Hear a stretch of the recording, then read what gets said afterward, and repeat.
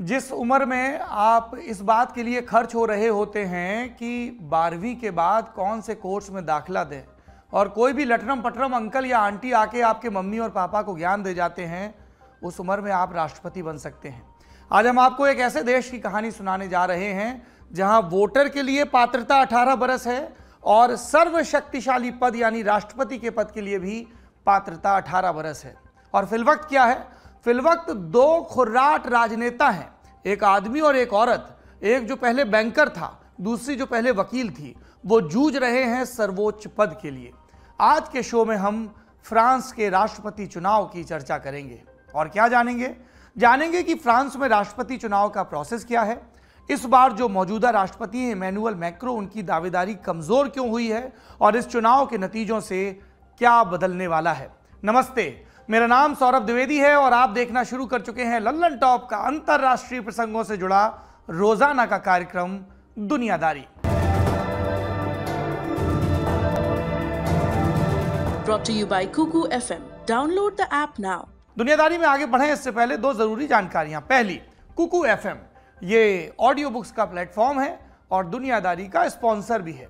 अब इन्होंने एक डील दी है। जो लोग दुनियादारी देखते हैं वो तो एक तो दुनिया में सबसे अच्छे होते हैं, समझदार सियाने टाइप के होते हैं और उनको नॉलेज की, ज्ञान की बहुत क्रेविंग होती है, अभिलाषा होती है।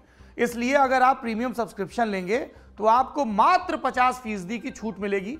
पर यह ऑफर पहले 500 यूजर्स के लिए है। करना क्या होगा? कोड डालना होगा LT, लल्लन टॉप का शॉर्ट फॉर्म LT50। बाकी जानकारी आपको डिस्क्रिप्शन बॉक्स में मिल जाएगी। अब दूसरी सूचना सुनिए, ये और भी चाका माका टाइप की है। ये सूचना क्या है? दुनियादारी में भर्तियां खुली हुई हैं। किन के लिए? प्रोड्यूसर और रिसर्चर के लिए। शॉर्टलिस्ट होने के लिए आपको क्या आना चाहिए? गौर फरमाना, हिंदी टाइपिंग पक्का से आती हो, वर्तनी की गलती कतई ना हो, दुनिया की खबरों को परखने और सुनने और समझने में दिलचस्पी हो, नया सीखने से परहेज ना हो, अनुभव का ऐसा है कि फ्रेशर है तो भी चलेगा, फच्चा भी चलेगा, और 3-4-5 बरस का अनुभव है तो भी चलेगा। करना क्या होगा? ये और भी महत्वपूर्ण बात है। अपना CV बनाइए और कट कॉपी पेस्ट संप्रदाय को तज दीजिए, ओरिजिनल CV लिखिए और 2 सैंपल अपनी राइटिंग के। और जो अगर तुमने राइटिंग के सैंपल में अपनी हस्तलिखित कविता भेजी ना, तो हमेशा के लिए तुमको ब्लॉक कर देंगे।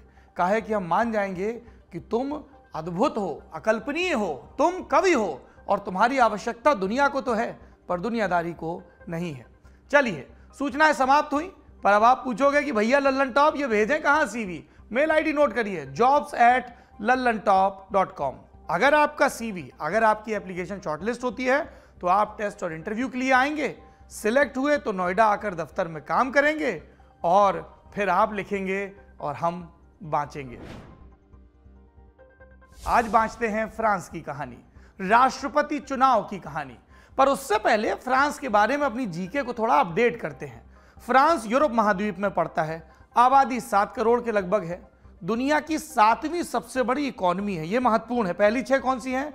अमेरिका, चीन, जापान, जर्मनी, यूके और भारत। नोट कर लो, यह प्रश्नोत्तरी में आ सकता है। हिस्ट्री में दाखिल होते हैं। अब फ्रांस पहले वर्ल्ड वॉर और दूसरे वर्ल्ड वॉर का विजेता रह चुका है, मतलब जो गुट जीता उसमें ये भी थे। यूनाइटेड नेशन सिक्योरिटी काउंसिल के 5 परमानेंट मेंबर होते हैं, उसमें से ये एक है और इनके पास एटम बम भी है। इसके अलावा फ्रांस यूरोपियन यूनियन और नेटो का फाउंडिंग मेंबर भी है और ये दोनों संगठन आप जानते हैं कि रूस यूक्रेन युद्ध की अहम कड़ी है। ये तो जीके की बेसिक बात हो गई, फ्रांस की अहमियत। अब नए निजाम की चुनौतियों का जिक्र करते हैं। नए राष्ट्रपति को मोटा माटी 2 मोर्चों पर दम लगा के हईशा करना होगा। पहला मोर्चा है रूस यूक्रेन युद्ध का। इस लड़ाई के चलते यूक्रेन के लाखों लोग विस्थापित हो चुके हैं, इंफ्रास्ट्रक्चर को भारी नुकसान पहुंचा है। फ्रांस शुरुआत से ही इस हमले को रोकने की कोशिश कर रहा है। राष्ट्रपति मैक्रो कई दफा रूसी राष्ट्रपति पुतिन से बात कर चुके हैं पर बात बनी नहीं। तो अब जो कोई भी राष्ट्रपति के पद पर बैठेगा उसे यह संकट विरासत में मिलने वाला है। दूसरा मोर्चा कोरोना महामारी से जुड़ा है। दुनिया भर के देश पोस्ट कोविड दौर का स्वागत कर रहे हैं पर साथ में उनके सामने कई समस्याएं हैं, मसलन सप्लाई चेन की समस्या। आपको ध्यान होगा हमने दुनियादारी में बताया था कि ब्रिटेन में सारे ट्रक ड्राइवर हड़ताल पर चले गए और उसके चक्कर में सप्लाई चेन चौपट हो गई थी और तब सरकार को फौज उतारनी पड़ी थी। दरअसल कोविड के बाद कई देशों में ग्रेट रेजिग्नेशन भी देखने को मिला। कोविड प्रोटोकॉल की बंदिशें हटने के बाद नौकरियां ही नौकरियां होने लगी। दूसरे देशों में लोग अपनी शर्तों पर काम करना पसंद करने लगे। बड़ी संख्या में लोगों ने नौकरियां बदली।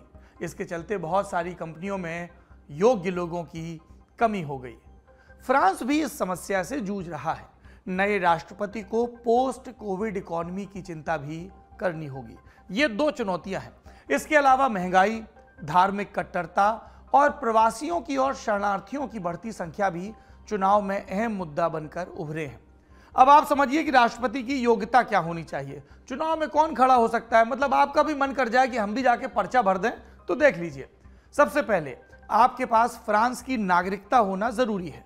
उम्र 18 साल हो या उससे ज्यादा हो, किसी अदालत द्वारा आपको अयोग्य घोषित ना किया गया हो, किसी मुकदमे में आप नपे ना हो, आपका अपना बैंक अकाउंट हो, जनधन खाता भी चलेगा।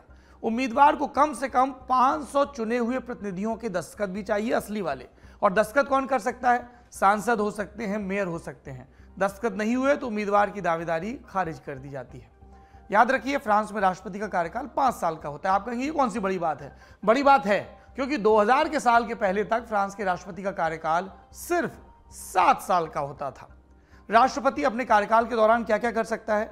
किसी दूसरे पद पर काम नहीं कर सकता, यह तो पहला काम है। दूसरा, इसे जनता सीधे चुनती है। राष्ट्रपति के नाम पर वोट डालने के लिए जाती है, पार्टी वार्टी के नाम पर नहीं डालती वोट। राष्ट्रपति चुनाव के तुरंत बाद नेशनल असेंबली के लिए चुनाव कराया जाता है। फ्रांस में 2 सदनों वाली व्यवस्था है, जैसे हमारे देश में है। नेशनल असेंबली निचला सदन जैसे अपनी लोकसभा, ऊपरी सदन को सेनेट के नाम से जाना जाता है जैसे अपनी राज्यसभा। नेशनल असेंबली सेनेट की तुलना में ज्यादा शक्तिशाली होती है।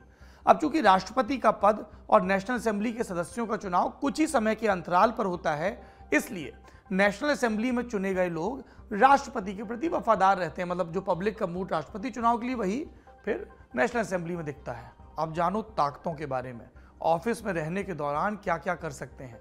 फ्रांस में प्रेसिडेंशियल और पार्लियामेंट्री दोनों सिस्टम एक साथ काम करते हैं, यानी राष्ट्रपति भी, प्रधानमंत्री भी, संसद भी, जैसा भारत में है। पर एक बारीक अंतर है, भारत में राष्ट्रपति के पास सिंबॉलिक शक्तियां हैं, लेकिन फ्रांस में उल्टा है। वहां राष्ट्रपति कार्यपालिका और सेना का मुखिया होता है और सही मायनों में इन शक्तियों का अपने विवेक से इस्तेमाल कर सकता है।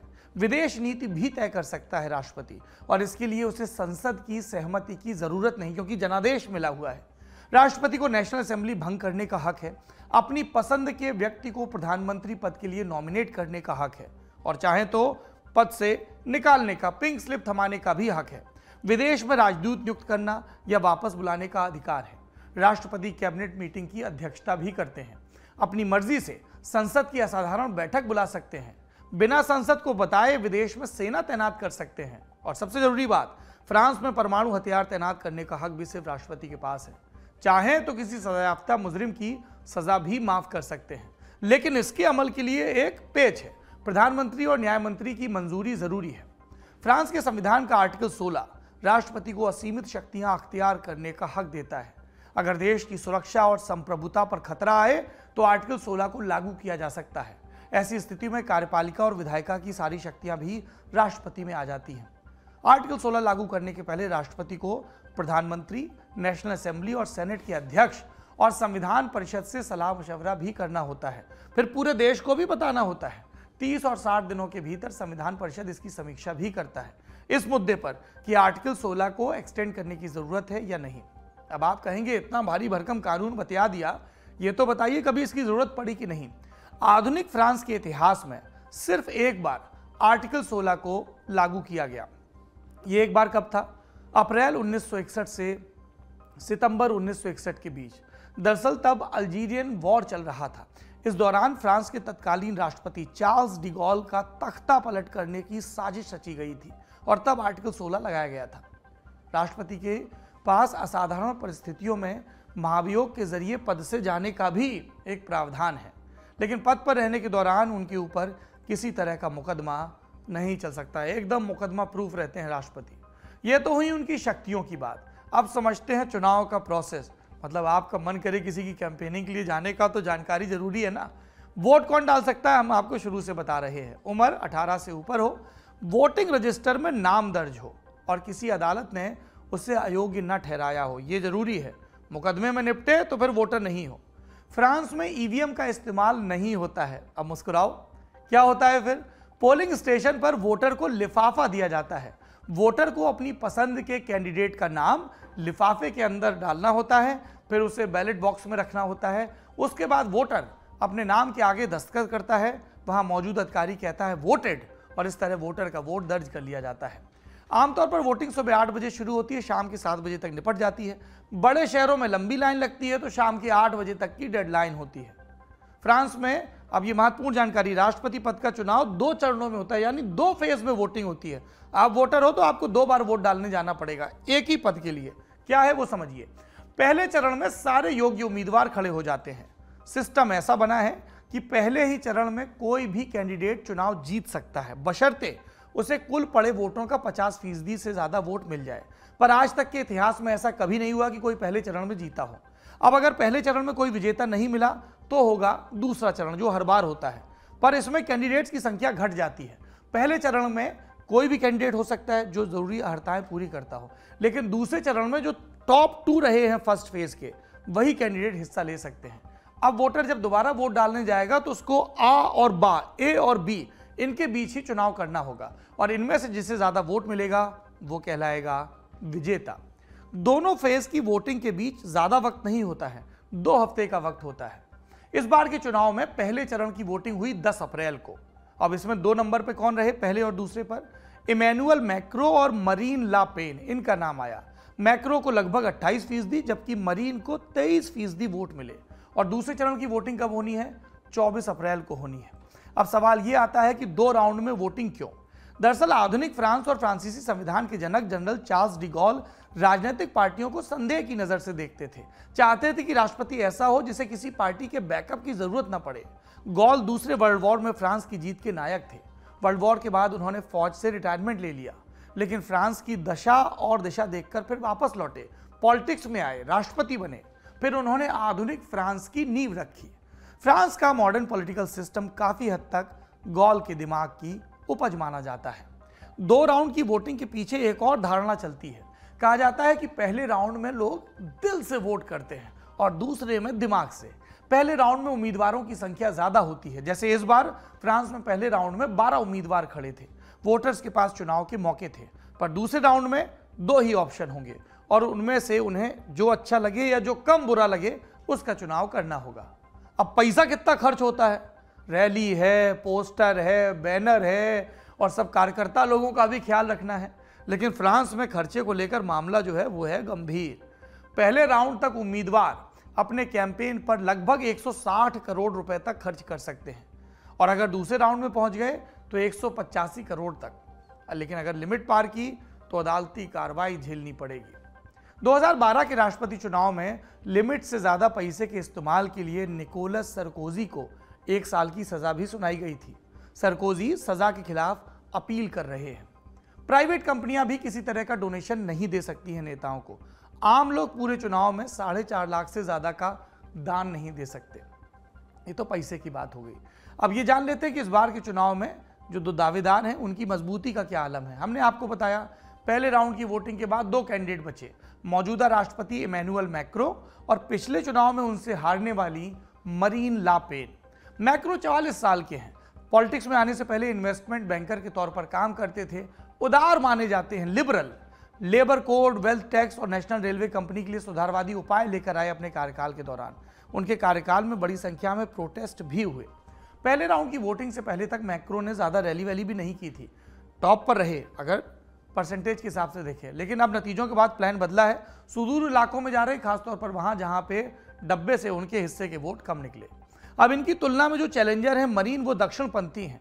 उम्र 53 साल है, वकील रही हैं, तीसरी बार राष्ट्रपति का चुनाव लड़ रही हैं। फ्रांस में प्रवासियों की एंट्री के खिलाफ हैं, नाजीवाद का समर्थक भी बताते हैं आलोचक। रूसी राष्ट्रपति व्लादिमीर पुतिन के प्रति भी सहानुभूति रखती हैं, थोड़ी कट्टर टाइप की हैं। 2017 के राष्ट्रपति चुनाव में दूसरे राउंड में मैक्रो को 66% से ज्यादा वोट मिले थे और लापेन हारी थी, यानी नतीजा लगभग एक तरफा रहा था। पर विश्लेषक कह रहे हैं कि इस बार मुकाबला कड़ा रह सकता है। पहले राउंड में बाहर होने वाले उम्मीदवारों के कोर वोटर किसकी तरफ जाएंगे, नतीजा काफी हद तक इस पर निर्भर करेगा। 20 अप्रैल को इन दोनों नेताओं के बीच लाइव टीवी डिबेट भी होगी। जी, कुछ देशों में ऐसा होता है, लाइव डिबेट होती है। इस डिबेट में वोटर्स का मन तय करने की आखिरी कोशिश की जाएगी। 24 अप्रैल की रात तक एग्जिट पोल के नतीजे आ जाएंगे। उससे बहुत हद तक विजेता का अनुमान लग जाएगा। अब अगर मैक्रो दोबारा चुनाव नहीं जीतते हैं तो मरीन के पास कुर्सी पर बैठने के लिए 13 मई तक का वक्त होगा, यानी तब तक उन्हें गद्दी संभाल लेनी होगी। आज का दुनियादारी यहीं खत्म होता है। उम्मीद है फिर मुलाकात करेंगे, और उन लोगों के लिए खास संदेश देके जाता हूं जो लिबर करने आएंगे कि देश में इतना कुछ हो रहा है और इनको दुनिया की पड़ी है। ये शो दुनियादारी है, यहाँ पर दुनिया की ही चर्चा होगी। बाकी आप थोड़ा सा और वर्जिश करें दिमाग की, और जो दिन भर लल्लन टॉप पर देश की खबरें आती हैं उनका सेवन करें, आपको लाभ होगा। शुभ रात्रि।